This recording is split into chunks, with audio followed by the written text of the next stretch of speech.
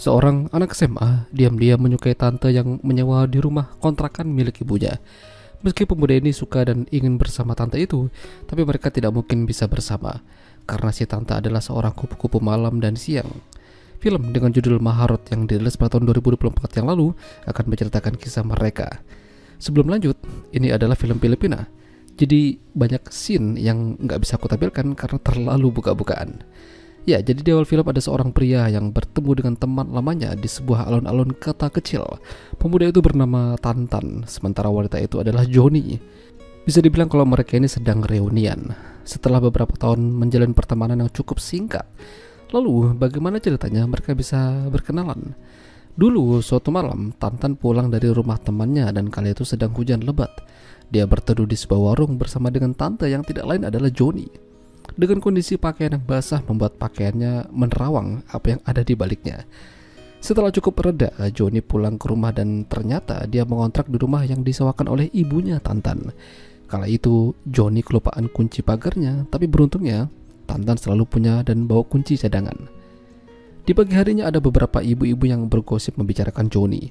Jadi diketahui kalau Joni ini bekerja sebagai kupu-kupu malam dan siang. Tentu saja hal itu menjadi bahan perbincangan mereka. Namun, ibunya Tantan meminta teman-temannya itu untuk tidak terlalu membicarakan orang lain. Tidak baik dan tidak ada gunanya. Pagi itu, Tantan akan berangkat sekolah, lalu dia melihat ada seorang pria datang ke rumah Joni. Tantan yang penasaran membuat dirinya selalu ingin tahu apa yang dikerjakan oleh Joni di kontrakannya. Perlahan-lahan, Tantan mendekati rumah Joni dan melihat dari sela-sela jendelanya. Ternyata, Joni sedang begituan sama pria tersebut. Sayangnya, aksi Tantan harus berakhir gara-gara dia tidak sengaja menjatuhkan pot bunga hingga membuat keributan. Hari demi hari Joni selalu menjadi bahan perbincangan ibu-ibu yang ada di sana. Tapi yang paling sering ya mereka berdua ini. Tantan yang ada di sana mencoba memberitahukan dan menasihati pada mereka untuk tidak membicarakan orang lain. Apalagi nanti bisa terdengar sama orangnya. Namun ibu-ibu itu malah seolah-olah tidak peduli karena pada dasarnya mereka tidak suka dengan Tantan yang suka membawa teman prianya ke dalam kontrakan. Tantan selalu berpihak pada Joni dan Joni melihat itu hingga dia tersenyum padanya. Hampir setiap malam Tantan melihat dari sela-sela jendela kalau Joni sedang begituan sama pria lain. Kala itu dia bersama temannya yang bernama Tasyo habis main basket. Tasyo pulang duluan sementara Tantan kembali mencoba mendekati rumah Joni. Tak lama pria yang ada di dalam rumah Joni keluar lalu Tantan ingin mengetuk pintu rumahnya ingin mengobrol dengannya. Di dalam pikirannya Tantan, Joni akan menyambutnya lalu mengajaknya buat begituan. Tapi sayangnya itu hanyalah imajinasinya saja. Tantan kepergok sama Joni berada di depan pintu rumah. Tantan panik dan bingung mau bilang apa. Ya pada akhirnya Tantan pulang daripada dia kencing di celana saking paniknya. Suatu pagi Tantan memberikan makanan dari ibunya untuk Joni. Joni sangat berterima kasih padanya dan ibunya karena mereka ini adalah orang baik. Lalu di sela-sela itu Tantan melihat ada cewek satu sekolah dengannya yang bernama Helen. Dari dulu sebenarnya Tantan ini menaruh hati padanya. Namun Tantan tidak tahu caranya mendekati cewek yang ia suka. Dengan sukarela, Joni akan mengajari Tantan bagaimana memikat pujaan hatinya. Tapi tidak sekarang. Tantan kalau bertemu dengan Helen seolah-olah dia tidak bisa berbicara. Meski sudah dipaksa oleh Tasyo, tetap saja Tantan tidak berani. Dan malam harinya Tantan menagih janji pada Joni kalau dia akan diajari cara memikat hati cewek. Hal yang paling basic adalah cara berpakaian atau berpenampilan. Jangan lupa membawa permen karet supaya mulut tidak bau dan tidak kaku. Lalu yang kedua adalah memberikan sesuatu padanya. Tantan langsung mencobanya dengan memberikan bunga pada Helen. Namun di depan rumah Helen, Tantan melihat ada mobil bergoyang. Begitu dilihat ternyata itu adalah Tasyo dan Helen sedang begituan. Itu menjadi pukulan yang telak bagi Tantan dan menyakitkan.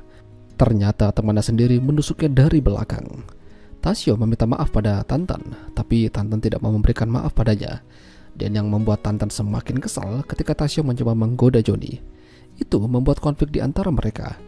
Bahkan Joni sampai mengatakan kalau Tantan adalah kekasihnya.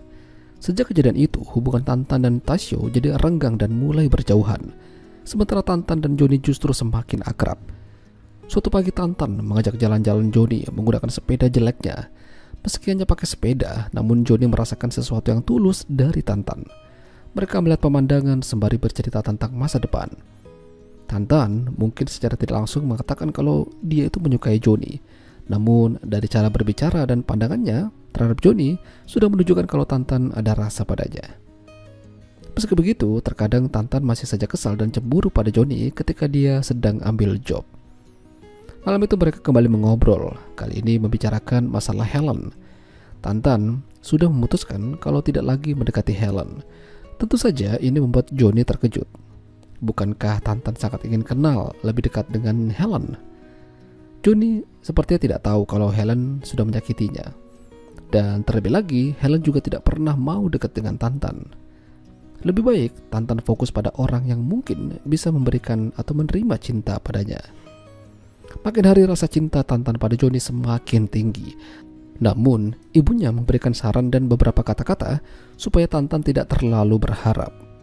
Mencintai seseorang itu memang hak semua orang. Namun, Tantan juga harus melihat siapa yang kita cintai. Johnny bukanlah wanita yang buruk.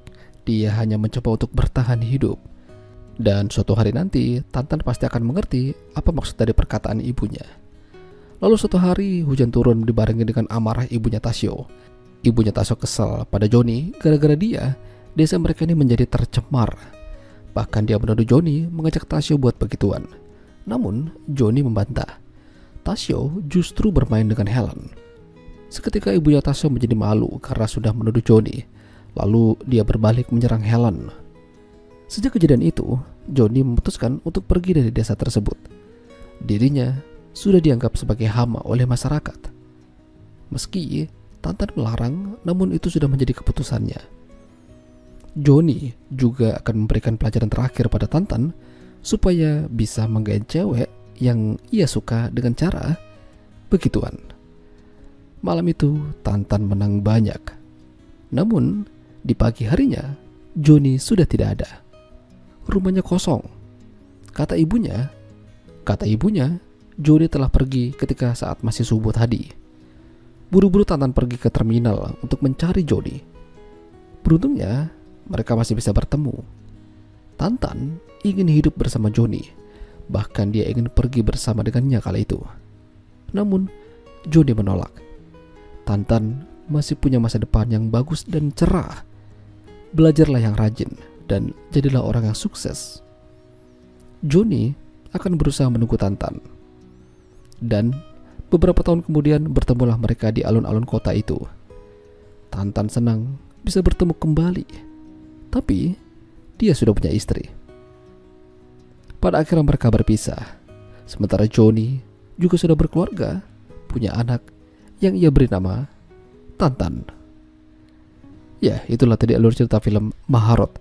Jika kalian suka dengan video ini, jangan lupa untuk tinggalkan like. Dan sampai jumpa lagi.